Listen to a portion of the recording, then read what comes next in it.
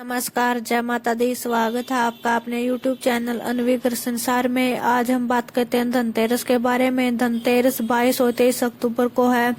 23 को ही रूप 1424 को दीपावली है। दीपावली पर देवी लक्ष्मी की पूजा करने का विशेष महत्व है। कार्तिक मास की अमावस्या पर समुद्र मंथन से लक्ष्मी जी की उत्पत्ति हुई थी। इसी समुद्र मंथन से भगवान धन्वंतरी अमृत कलश पर लेकर प्रकट हुए थे। उसी दिन कार्तिक कृष्ण त्रयोदशी तिथि थी।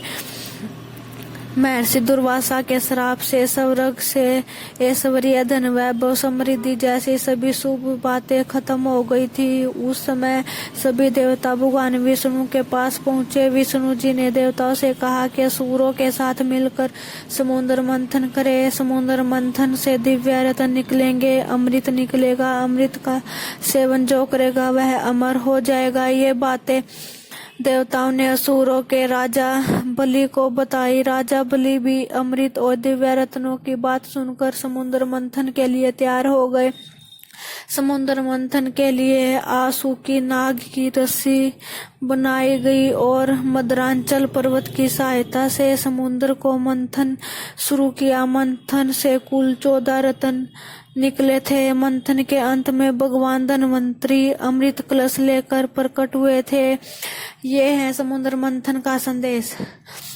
समुद्र मंथन की कथा का संदेश ये है कि बुरे विचारों को दूर करने के लिए हमें अपने मन को मंथना चाहिए। जब हम मन का मंथन करते हैं तो सबसे हलाहल विष के जैसी बुरी बातें निकलती है। शिव जी ने हलाहल विष अपने कंठ में धारण किया, उसे नीचे नहीं उतरने दिया था। इसका संदेश ये है कि हमें भी बुरी बातों को मन में नहीं उतारना देना चाहिए। बुराइयों को जल्दी से जल्दी बाहर कर देना चाहिए।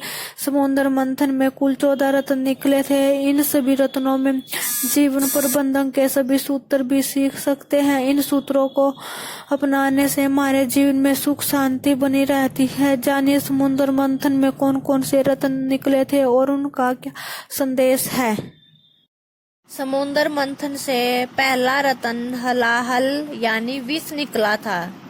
किसे मिला? हलाहल विष को शिवजी ने अपने कंठ में धारण किया। और इसका क्या संदेश है? मन का मंथन करने पर सबसे पहले विष की तरह बुरे विचार निकलते हैं। बुराइयों को मन में उतारने न दे, इन्हें तुरंत त्याग दे।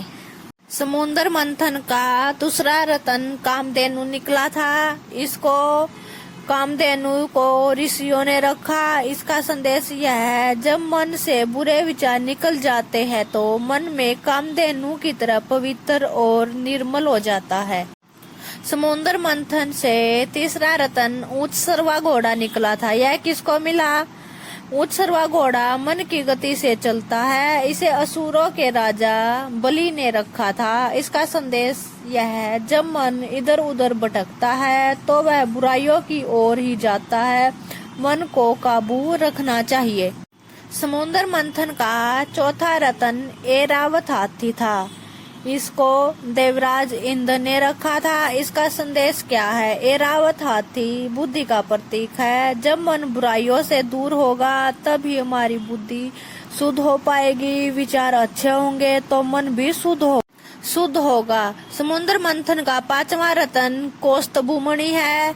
इसे विष्णु ने हृदय पर धारण किया था। यह हमें संदेश देती है, मणि भक्ति की प्रतीक है। जब मन से बुरे विचार निकल जाते हैं, बुद्धि शुद्ध हो जाती है, तब मन भक्ति में लग पाता है।